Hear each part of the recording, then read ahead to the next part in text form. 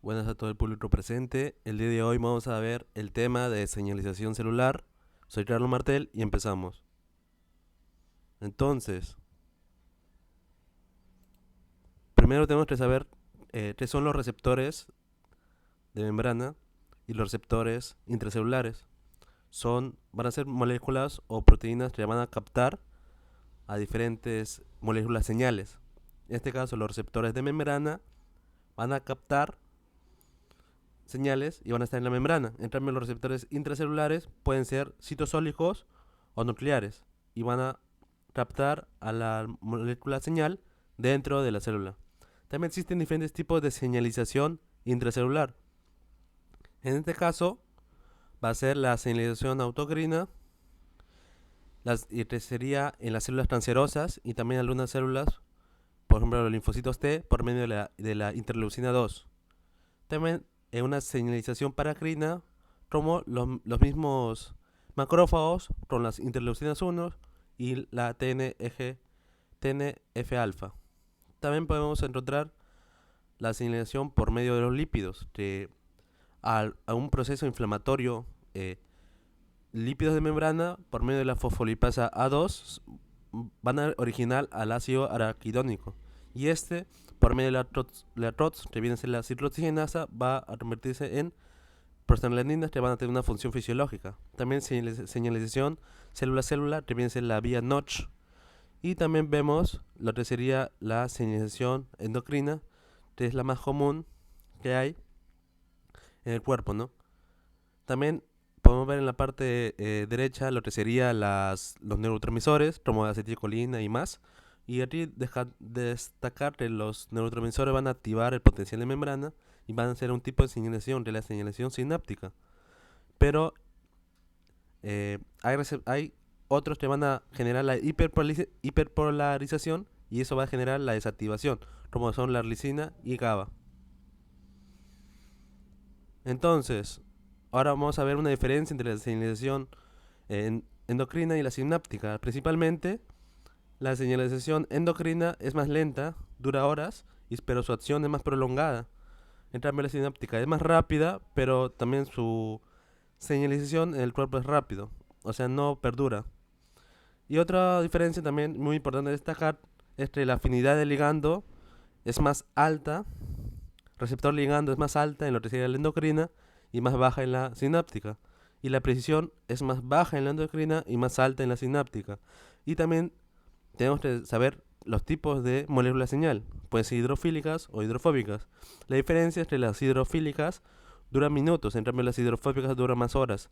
Y también por su misma naturaleza, las hidrofóbicas, al ser lipídicas, van a actuar por medio intracelular y su acción va a ser más prolongada, va a durar horas. Y en este caso tenemos a los esteroides y a las hormonas tiroideas. Y ese es el siguiente punto, explicar cómo estas van a funcionar.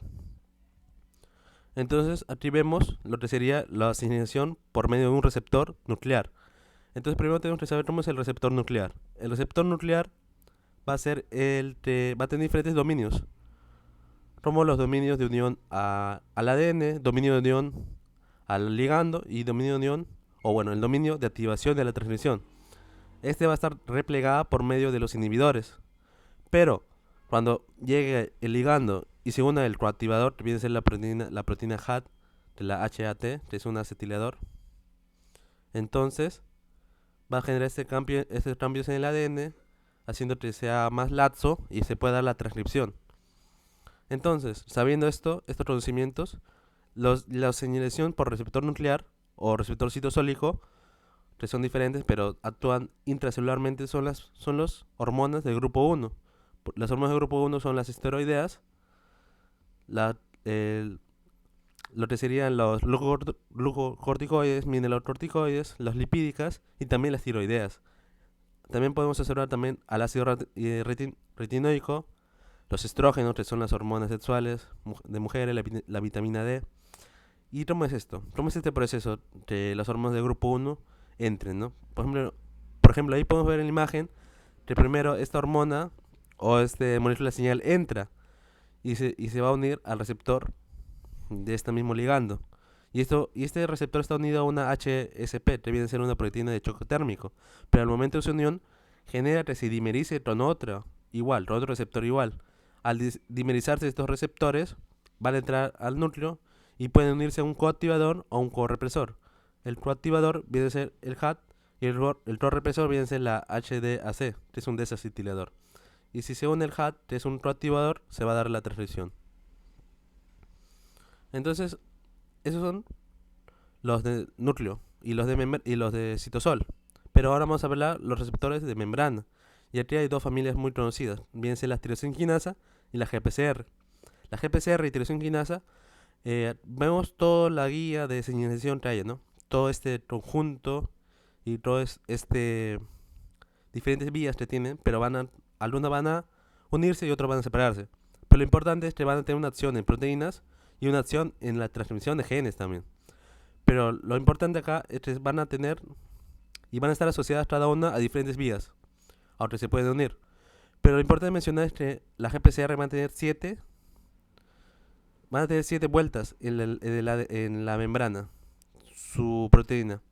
Va a tener un grupo que va a activar a la proteína G, por eso la GPCR son receptores de membrana asociados a proteína G, y también va a tener un grupo amino terminal hacia el exterior de la membrana y un grupo carboxilo terminal hacia el interior. También mencionar que la proteína G a la que está asociada, este GPCR tiene también diferentes puntos de unión, como sería la lisina 60 y la treonina 35. Y estos van a funcionar como una mano que se abre y se cierra. Y eso va a permitir la entrada y la salida de GTP. Porque esta GPCR también es una GTPasa. Actúa como una enzima que va a consumir GTP en lugar de ATP. En cambio, la tirosina quinasa se va a autofosforilar, como se ve en la imagen. Por medio de un ligando van a cruzarse sus dos subunidades de esta tirosina quinasa y se va a fosforilar. Ahora, primero vamos a centrarnos en la GPCR. La GPCR, como ya les mencioné, va a tener esta unión al ligando y va a activar a la proteína G. ¿Y cómo es este proceso? La GPCR inactiva, al momento de tener la señal de una molécula, va a generar un cambio en lo que sería la proteína G. Porque la proteína G tiene 3 unidades. Es una proteína G trimérica. Tiene la proteína alfa, la subunidad alfa, la subunidad beta y la subunidad gamma. La beta y la gamma están asociadas y la alfa es por separado. Y la subunidad alfa va a tener un dominio RAS y un dominio AH, que viene a ser una hélice alfa. ¿Y qué va a hacer este dominio? Al momento de ser estimulada el dominio RAS, va a generar que este dominio alfa hélice abra y permita la salida de la GDP y la entrada de GTP. Y todo este proceso va a permitir que esta subunidad alfa se active y genere diferentes mecanismos de señalización, que vamos a ver próximamente. Y lo importante también es que, sabiendo esto, diferentes moléculas señales que lleguen a este diferente GPCR van a tener diferentes acciones. Por ejemplo, en una glándula salival pueden generar la secreción y un músculo esquelético la contracción. Y hay que saber que este receptor GPCR es el más común en el cuerpo humano. Aquí podemos observar los receptores de mucarínicos y los receptores, los adrenérgicos, que vienen a ser los receptores relacionados a procesos fisiológicos. Y también mencionar que este GPCR también va a tener un proceso de inactivación. En el caso que haya mucha señalización, ahí va a haber una enzima que viene a ser la GPCR quinasa, que va a fosforilar al GPCR y va a generar que este de acá atraiga a la restina, y la restina va a generar la desensibilización de la GPCR, entonces ya no va a haber acción y así va a disminuir el proceso que está llevando la vía de señalización.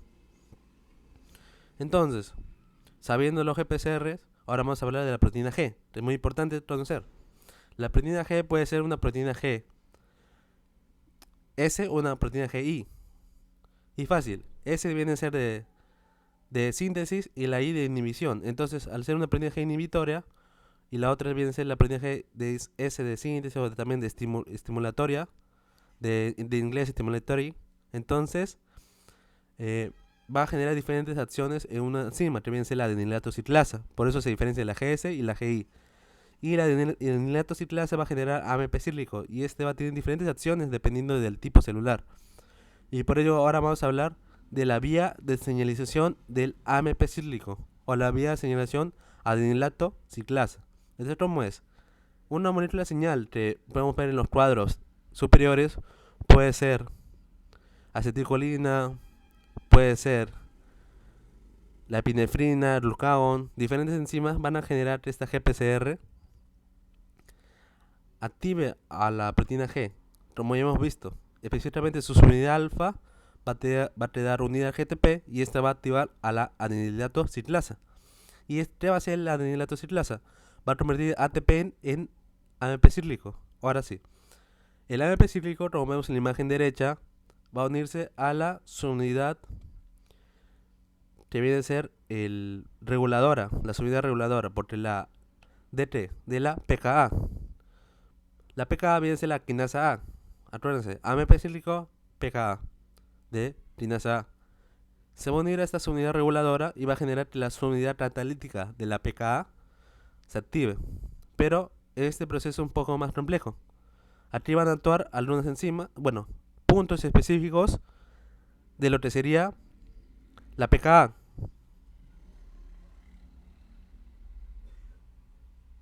Como sería la arginina 209 y la glicina 209 también, que van a generar ese punto de unión al AMP cíclico, que viene a ser un segundo mensajero, también un dato, igual que el calcio. Entonces, este AMP cíclico, ya unido a lo que sería la subunidad reguladora, va a generar esta activación de la PKA, y esta PKA va a entrar al ADN y va a activar lo que sería al CREP. El CREP nativo va a ser fosforilado y va a activarse. Y al activarse va a generar la transcripción de genes diana. Al mismo tiempo, la fosfolipasa C, que viene a ser otra vía de señalización, va a funcionar así.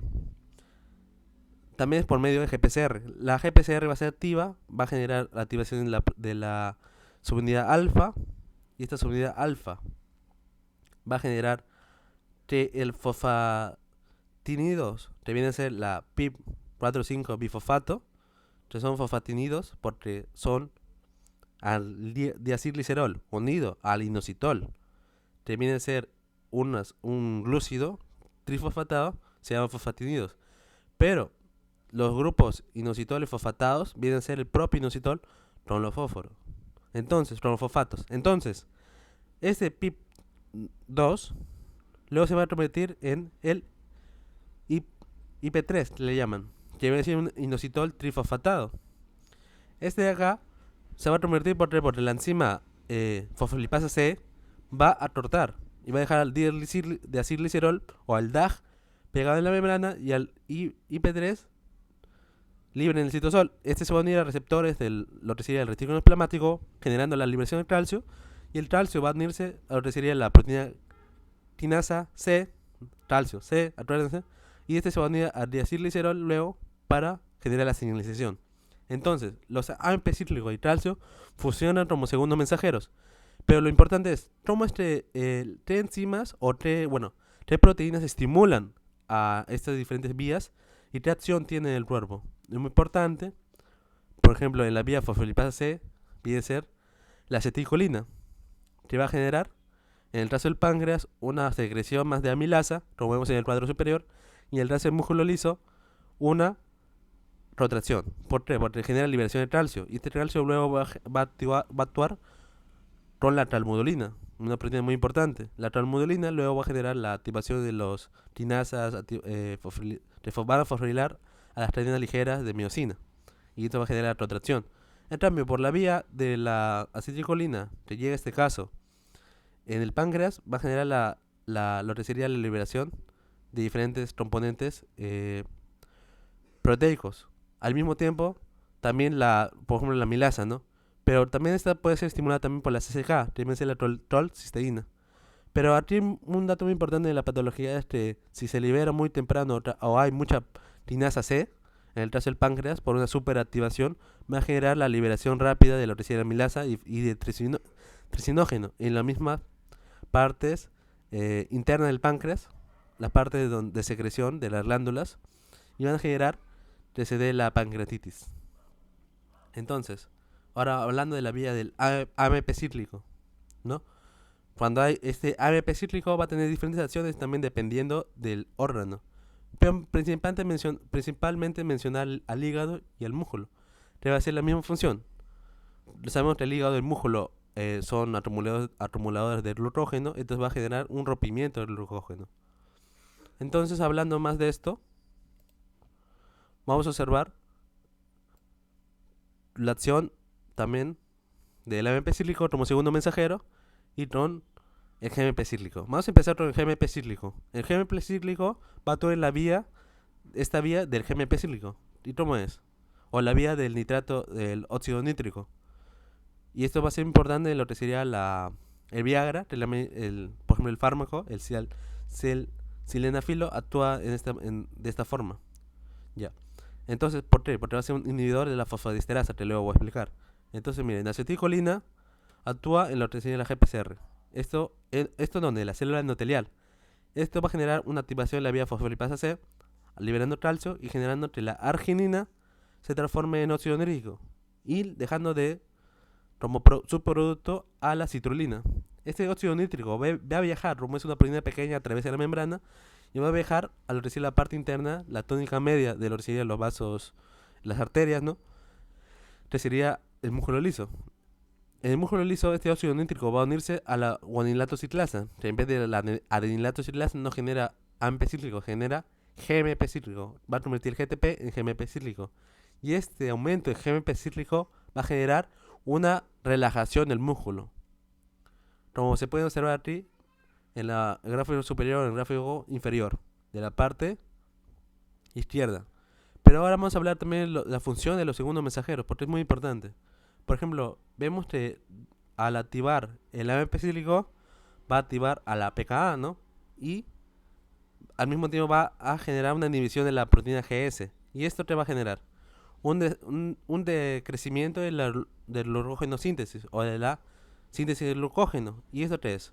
¿Por qué? Porque yo les mencioné que el AMP cíclico en el hígado del músculo, como vemos los dos ejemplos, va a generar el rompimiento del glucógeno. Entonces ya no vamos a tener que generar más síntesis de glucógeno. Entonces, miren, la PK junto a la GPK, la PK activa la GPK, que viene a ser la tinasa del glucógeno. Y esto te va a generar un incremento en la degradación del glucógeno. Entonces, así es el proceso molecular de los segundos mensajeros.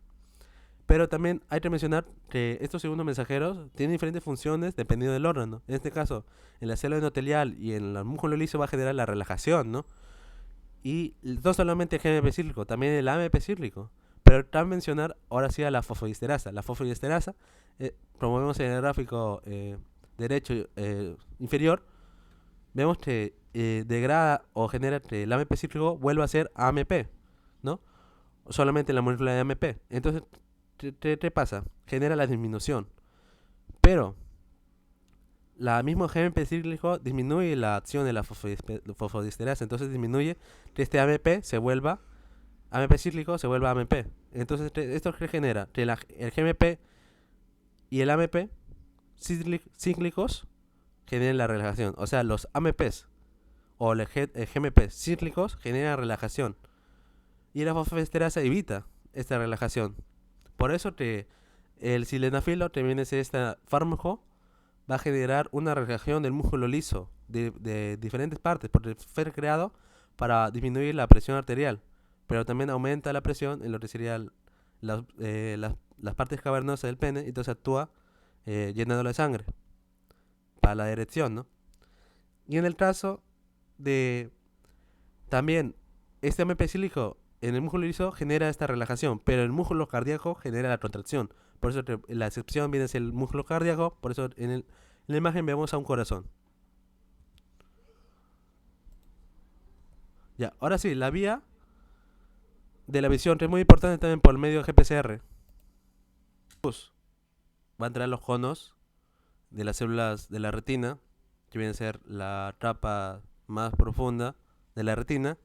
¿Qué va a pasar? la luz va a generar un cambio en la rhodopsina que va a generar la activación de la proteína G. Y esta proteína G genera el aumento de lo que sería la transducina, que activa a la fosfodiesterasa E6.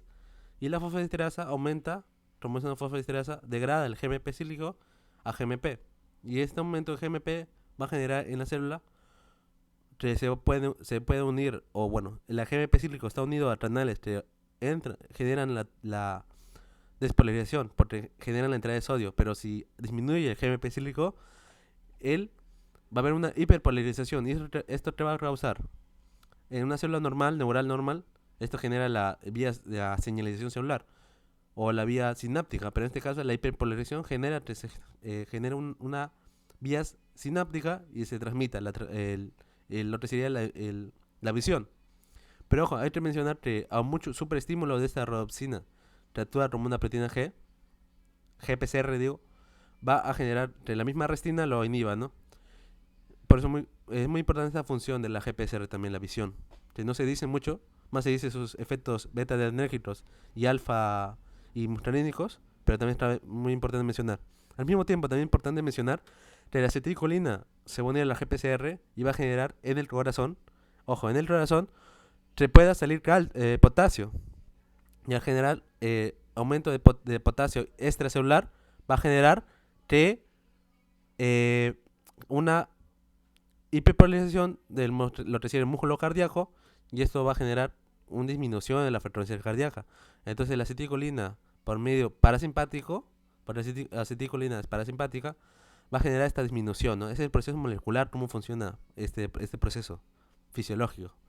Y también la misma proteína G, por la vía del AMP cíclico, o bueno, el GMP cíclico, genera que esta misma AMP cíclico se une a estos canales de calcio y generen su activación de potasio, y generen su hiperpolarización.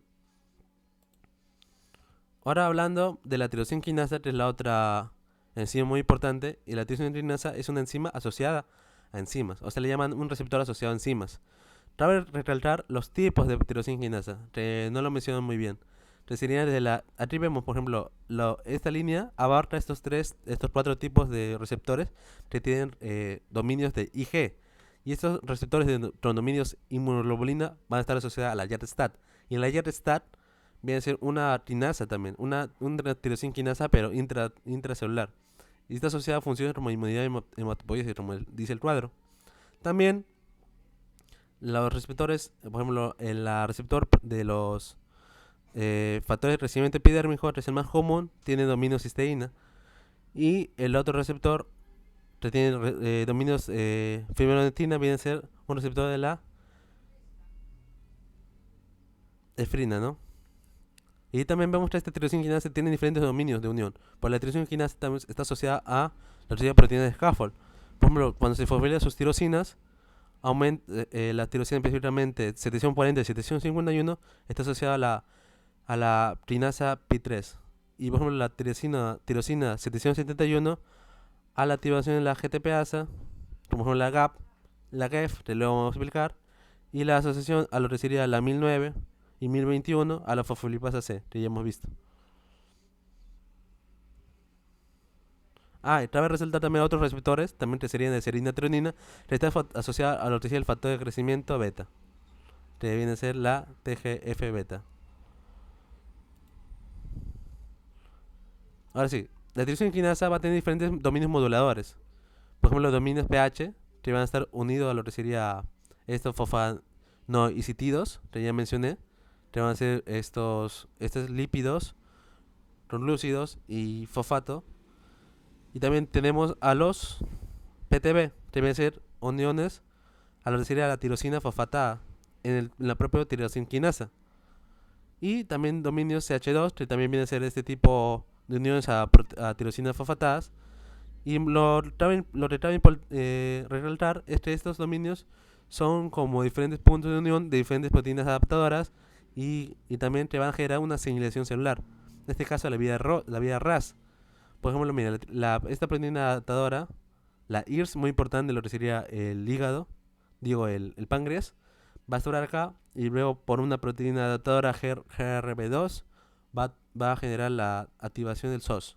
Y el SOS también va a estar unido a la membrana por medio de estos pH, ¿no? Pero la misma proteína adaptadora GRB2 tiene uniones CH3 que están asociadas a los puntos de alta cantidad de prolina. Ahora sí, en la parte inferior vemos al DAP y el DEF. Y la parte más importante de estos van a ser intercambiadores de GDP. Y fácil, DAP viene de activación, entonces te va a generar una salida de GDP y entrada de GTP. Y el DEF viene a ser de paro, ¿no? Y este va a actuar sacando GTP y metiendo GDP. Ahora sí, las vías más importantes son la vía MAP quinasa y algunas vías más. Entonces, yo les dije que actúa también la RAS, la vía RAS, ¿no? Por el SOS, que ya hemos visto va a activar la RAS y va a generar que se une el GTP. El SOS va a actuar como si fuera un gap, ¿no?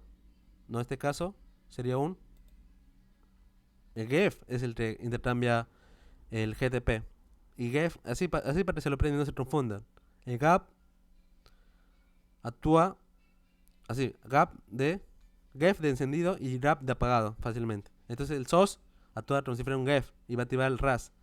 Una vez el RAS va a generar que la vía MAP-quinasa, la MAP-quinasa RAF se fosforila, luego genera la MEC por la vía MAP-quinasa, también quinasa, y la MAP-quinasa ERK va a ser fosforilada y va a generar la entrada al núcleo. El núcleo va a generar diferentes señalización celular, que luego vamos a ver en un próximo video. También la vía PIT3 quinasa, muy importante también esta vía, lo que sería el aumento o la translocación del LOT4 en lo que sería el páncreas. ¿Y cómo va a actuar? Este fosfanitidos PIP2 se va a transmitir PIP3 por medio de la quinasa, la PIP3 quinasa, que se va a generar por una activación de las tirosina quinasas, y esta va a generar que se reúna el PDK y la KT, y luego esta va a estar asociada a diferentes enzimas como la mTOR, pero principalmente la AKT va a generar la inactivación de la apoptosis o la inhibición de la apoptosis, porque va a actuar en las enzimas, por ejemplo la BAT, y la inhibiendo la BAT, que viene a ser una proteína proapoptótica, y va a generar la activación de la proteína inhibidora de la apoptosis, viene a ser la BLC2. Y también es importante en el páncreas, como ya mencioné. ¿Por qué? Porque esta IRS1-4 que mencioné en el pasado se va a asociar a lo que sería la activación de la quinasa PIT3. Y esta va a generar la translocación de la RUT4, generando aumento o la entrada de glucosa. Pero cuando en el caso de la diabetes tipo 2 va a haber una mutación en las proteínas de tirosina quinasa del páncreas, de célula beta, y esto va a generar lo que se le conoce muy conocido, los que son resistentes a la insulina. Ya, entonces ahora vamos a ver las vías, otras vías. Por ejemplo, la YAT-STAT, que primero las proteínas YAT, yo ya mencioné, son tirosina quinasas citoplasmáticas, van a estar asociadas a la tirosina quinasa, va a generar una fosforilación, y esto va a fosforilar la tirosina quinasa y va a generar la entrada del STAT. El STAT se va a fosforilar por la misma YAC, y esta se va a dimerizar y va a entrar al núcleo, va a generar la transmisión de diferentes genes diana. La TGF beta, que viene a ser un factor de crecimiento beta, y este es importante porque va a actuar también en lo que serían los receptores serina-treonina, como ya mencioné. Y esta serina-treonina va a generar que se fosforile, se activen y van a llevar al SMAD2 y al SMAD3. Estos se van a asociar con la SMAD4 luego y van a generar como un dominio para que se genere la transcripción y regula la transcripción. Pero muy importante esta TGF beta en los leucocitos, que va a generar también puede generar la angiogénesis y la fibrosis, ¿no? Y muy importante porque acá, la TGF beta, va a... Por ejemplo, cuando hay un proceso de angiogénesis es muy importante lo que sigue el cáncer, ¿no? Y debemos saber que también muy importante, que no mencioné, que voy a mencionar el RAS, cuando se activa mucho RAS, genera la inhibición de RAS. En el caso de las células mutadas, por ejemplo, cuando se ve que están sobreexpresando RAS, porque el RAS va a generar la vía MAP-quinasa. La vía MAP-quinasa sirve para el crecimiento celular. Cuando hay una sobreexpresión de RAS, la célula muere por apoptosis. Pero en el caso de las células cancerosas, este RAS va a estar apagado, como va a generar como que va a pasar desapercibido esta mutación de RAS y luego ya se va a expresar, ¿no?, en el cáncer. Por eso el RAS dice la proteína RAS es una proteína proto-oncogénica que va a estar mutada en el 50% de los cánceres humanos. Aquí vemos también la vía Sonic Headshot, la SSH, que prácticamente va a generar una vía de señalización cuando no está el EH, lo que sería la señal, y un punto cuando está activa la señal. En Headshot, que viene a ser la señal, el Patchet inhibe a la sociedad Smotgen, que es el SMO, y los factores Lee permanecen reprimidos. En cambio, cuando está Headshot activa, la SSH se une a Patchet y se libera la inhibición sobre Smotgen y activa los factores Lee. Los factores Lee van a ser el SUFU y la misma Lee, ¿no? Que entran al núcleo y inducen la proliferación de genes. En cambio, también tenemos la vía beta-WNT.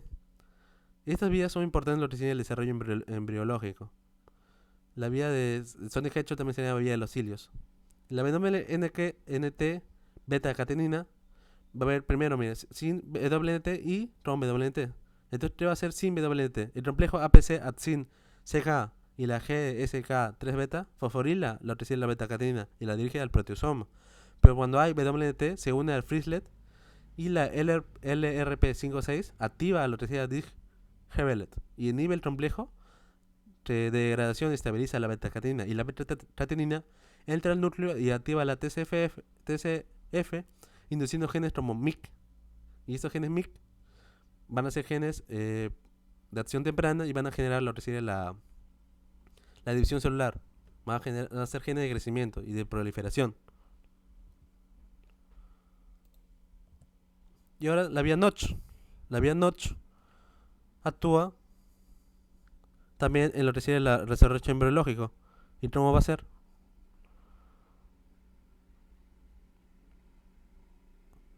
Primero, tenemos que tener en cuenta que esta va a ser vía de uniones. O sea, uniones, la vía justacrina ya mencionada, va a generar que un ligando, por ejemplo la delta, se una a lo que sería al Notch, a la misma proteína Notch, que va a estar en la membrana, y va a generar diferentes cortes, ¿no? En total se van a hacer como 3 clivajes, pero lo importante mencionar es que esta ligando puede ser el delta o el jacket, y va a generar que la la rama secretasa libere el dominio intercelular Notch, o también se le llama NITS, ¿no? Y este va a generar esta diferenciación celular, y va a entrar al núcleo el NITS y va a regular genes como la HS y la A. Y entonces así se da la proliferación. Pero lo más importante mencionar es que esta vía Notch también va a estar sobreactivada en lo que sería un tipo de enfermedad ocular, porque esto va a generar la disminución de oxígeno. Al haber mucho Notch, va a generar la disminución del endotelio, de la factor de crecimiento endotelial, y esto va a generar disminución de oxígeno y hipoxia en el ojo, que va a generar un daño celular. Y cabe resaltar también que estas vías celulares, justacrinas, también no solamente es la vía Notch, también por la vía de las caderinas y por la vía de las efrinas. Y, y por ejemplo, una vía muy importante es la vía FAT, ¿no? Que también va a actuar regulando lo que sería la vía RAS y la vía MAC-quinasa. Aquí podemos observar un cuadro final con todas las vías de señalización tipo de membrana y cómo actúan, ¿no? A nivel celular. Y también las patologías. Es como un resumen final. Gracias por mi video. Me basé en Lodish, en Albers, también en Cooper para hacer esta presentación. Gracias.